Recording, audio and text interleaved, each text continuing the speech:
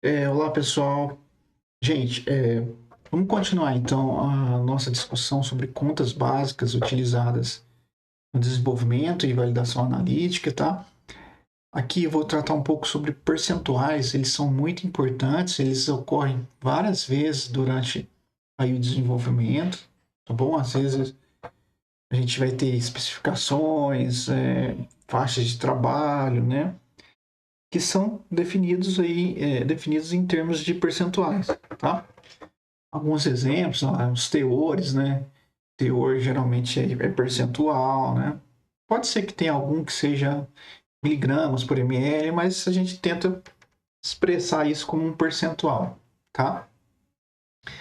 Então, teor matéria-prima e produto acabado, uniformidade também é um percentual, tá? Dissolução, impurezas, geralmente tudo em termos de percentuais, né? E tem outras quantidades também que são expressas como percentuais, tá? A gente vamos tentar chegar nesses outros também, né, gente? Mas para esse vídeo eu vou falar especificamente só do teor em matéria-prima, porque tem um pequeno detalhe que eu quero explorar com vocês, tá bom? Bom, então vamos pensar aí que a gente tem um exemplo, olha, de um teor de matéria-prima que é de 98 a 102%, tá?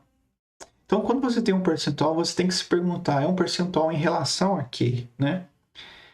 E para esse caso da matéria-prima, o percentual é em relação à massa de amostra tomada, tá? Então a gente pode expressar assim, ó, teor percentual naquela matéria-prima é a massa daquele ativo naquela amostra tomada, né? Dividido pela massa da amostra. Claro que tem que multiplicar por 100 aqui para ser expresso como um percentual, tá?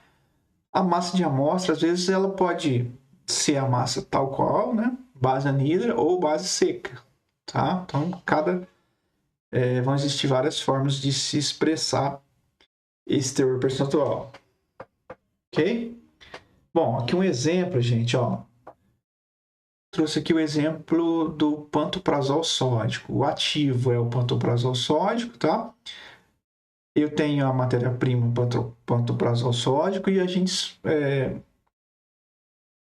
especificação é a seguinte, né? O pantoprazol sódico não contém menos que 98% e não contém mais que 102% de pantoprazol sódico calculado na base anidra, ok? Bom, aqui eu tenho a fórmula molecular aí, tá? Sesc hidratado. E tem um pequeno detalhe, né, gente? Você já viu aquela frase, aquele provérbio que fala assim, o diabo mora nos detalhes? Então, é o caso aqui, né? Vamos voltar no que eu disse, para vocês verem se vocês enxergaram esses detalhes que eu vou mostrar para vocês, tá? Às vezes, para algumas pessoas vai ser óbvio, né? Mas, como eu disse, como eu disse no vídeo anterior, é um curso de coisas básicas, né? Às vezes não tão básicas. Então, vamos lá. Olha, o ativo é o pantoprazol sódico, né? E a matéria-prima também é o pantoprazol sódico. Então, quando eu disser assim, estou quantificando pantoprazol sódico em pantoprazol sódico, esse primeiro pantoprazol sódico que aparece na frase, ele não é igual ao último pantoprazol sódico que eu disse na frase, tá? Embora aqui na fala é tudo pantoprazol sódico, existem pequenas diferenças, né? Que aqui na hora de escrever, a gente consegue diferenciar melhor, tá? O ativo, gente, olha, observe que ele está escrito em minúsculo aqui, ó, pantoprazol sódico, né? E ele é apresentado aqui a fórmula molecular para ele, tá bom? Olha que detalhe importante, gente, é apresentada a fórmula molecular para ele. Então aqui o pantoprazol sódico está se referindo exatamente à molécula dele, tá? Pantoprazol sódico. E aqui a matéria-prima, embora a gente chame de pantoprazol sódico, ela está em maiúsculo aqui, ó, tá? Então aqui não é a molécula, gente. Aqui é o pó, né? O pó bruto, né? E esse pó bruto lá, ele vai ter majoritariamente um ativo, vai ter impurezas, vai ter água, vai ter solventes. Então, existe esse pequeno detalhe, né? Pantoprazol sódico, escrito em maiúsculo assim, refere-se ao pó bruto, né? Na prática, a gente acaba até falando, né? Ah, cadê a matéria-prima de pantoprazol sódico? Pantoprazol sódico, né?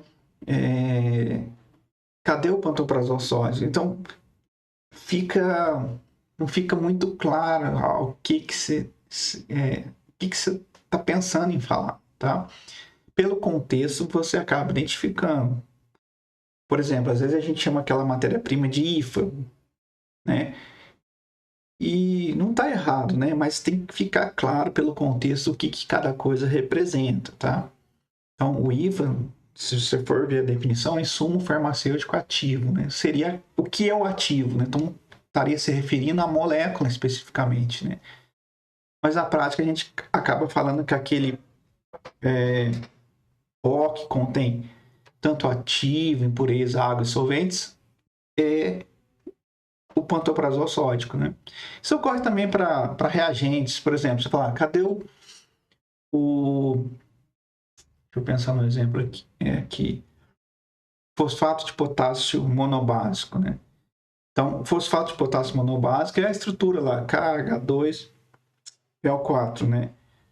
Quando a gente está falando, cadê o fosfato de potássio monobásico, a gente está pensando naquele reagente que tem uma determinada pureza, né? Tá bom? A gente pode fazer o exemplo para o hidróxido de sódio também, né? O hidróxido de sódio tem o par iônico, né? NaOH, e também tem o pote lá que pode ter uma impureza, né? Pode ter um grau de pureza, né? Então tem que ficar bem claro isso, né, gente? Olha, então, vamos lá. Matéria-prima, pantoprazol sódico maiúsculo, contém ativo, impureza, água e solventes, né? E a gente quer saber o percentual da molécula, né, pantoprazol sódico, ativo nesse conjunto aqui, ó. Ele representa quantos por cento desse conjunto aqui? É isso que se trata aí a codificação do teor, tá? Então agora ficou fácil, né? A gente entendendo esse pequeno detalhe, ó. Então, a definição do teor é a massa de ativo na amostra dividido pela massa da amostra, tá? A massa de amostra aqui é a massa de amostra tal qual, certo? Então, dividindo aqui pelo volume, né? Pode ter uma série de diluições, né? Mas eu consigo representar essa série de diluições por um único volume, né? Dá para fazer lá as multiplicações, né? Então, dividindo por esse volume equivalente, né? A gente tem que o teor é a concentração de ativo na amostra dividido aí pela concentração da amostra, tá? Lembrando, gente, concentração da amostra tal qual, né? Aqui a concentração de ativo naquela amostra vai ser escrita em termos de sinais analíticos, né? Concentração do padrão, então tá aqui em azul. Vamos substituir isso aqui por essa parte aqui, ó, tá? Na monografia da USP vai estar escrito dessa forma, né? É exatamente a mesma expressão, tá? Só que aqui ele coloca RU, né? RS, né? Representando aqui AM sobre AP, né? E CP seria o CS, tá? Bom, aqui, né? Vamos olhar aqui para as definições, né? Área, resposta do pico, né? Pico-resposta da solução à amostra, né? A resposta da solução padrão, certo? O AP, né? CP, a concentração do pantoprazol sódico na solução padrão. Olha, tá vendo que aqui tá maiúsculo, né? Pelo que eu falei, você poderia pensar, então isso aqui não é o ativo, né? Não, aqui tem um pequeno outro detalhe, né? Ele coloca esse RS aqui para diferenciar. Então aqui é exatamente a concentração do ativo naquela solução que você preparou utilizando o padrão de pantoprazol sódico, né? Agora aqui, gente, ó, CAM, né? Concentração de pantoprazol sódico na solução amostra, né? Tá vendo que aqui tá maiúsculo? Então aqui é a concentração tal qual, né? O quanto você pesou daquela matéria-prima dividido pelo volume lá, tá? Então, aqui não é a molécula, né? É a concentração simples, né? Bom, agora, gente, olha, lembra lá que ele queria o teor da matéria-prima na base anidro, né? Então, eu posso pegar esse teor que foi obtido aqui, ó, dividir por esse fator, né? Para transformar na base anidro, né? Ou simplesmente pegar esse fator e incluir ele aqui na fórmula, obtendo essa fórmula aqui maior, tá? Então, gente, eu ia falar mais de percentual, mas acabou que a gente discutiu mais esse detalhe aí do que é o que representa o analito, né? E o que representa a matéria-prima bruta, né? E observe só, gente, ó, na fórmula CAM é a concentração de pantoprazol sódico, né? Escrito aqui na forma maiúscula, né? Para se referir ao pó, né? A matéria-prima bruta, né?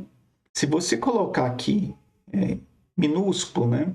Vai dar a entender que é a concentração daquele analito específico na solução amorfa. E não é isso que você quer dizer aqui nessa situação. Isso também vai ocorrer lá na fórmula de impureza, né? Você vai expressar a impureza em termos da concentração do pantoprazol sódico, matéria bruta, né? Então, se naquela expressão para impureza você escrever na definição, por exemplo, num protocolo, aqui minúsculo, né? Pode levar a pessoa a entender de forma diferente. Ah, então tem que pegar exatamente a concentração de pantoprazol sódico que veio lá do resultado do teor. Não, não é isso, né, gente? Então é um pequeno detalhe que é muito importante a gente entender, tá bom? Gente, a gente continua as discussões desses percentuais no próximo vídeo, tá? E era isso que eu queria mostrar para você, gente. Falou, até o próximo vídeo.